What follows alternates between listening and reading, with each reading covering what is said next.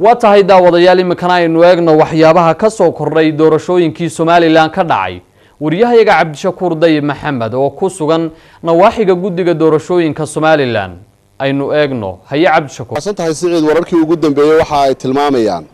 in saacadihii ugu dambeeyay uu xarunta guddiga doorashooyinka soo gaaray murashaxa xisbiga mucaaradka ah ee wadana Cabdiraxmaan Maxamed Cabdilaahi Ciro iyo xubno isagoo wehelinayay waxaana kulamo ay la yeesheen guddiga doorashada oo sidii wararkii hore aynu ku sheegnay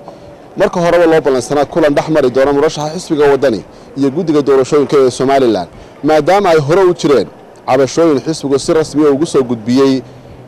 guddiga doorashooyinka ee Soomaaliland cabashooyinkaas oo ku saabsanaa qaabkii codbixinta goobo kamid ah ay uga dhacday oo xisbigu tabashooyin badan u ka qabay arintaasna ay hore uga wada hadleen in xisbiga tabashooyinkiisa hoos loo eego inkastoo gudoomiyaha iyo xubnaha wehelinayayba markii kulankaasi ay ka soo baxeen aanay wax faahfaahin siinin warbaahinta oo ay xarunta galeen kulankaasi kadibna ay ka soo baxeen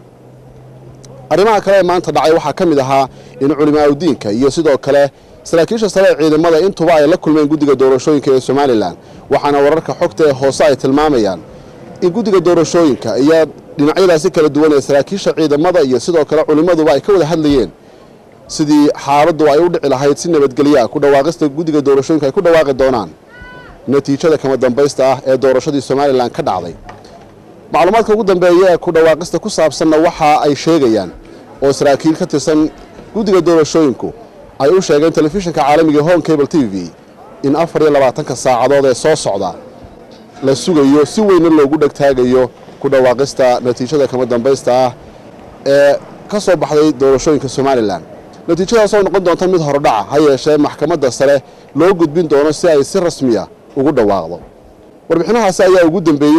ugu dambeeyay ka soo baxa macluumaadka ku saabsan guddiga doorashooyinka saacadihii la soo dhaafay ilaa iyo maanta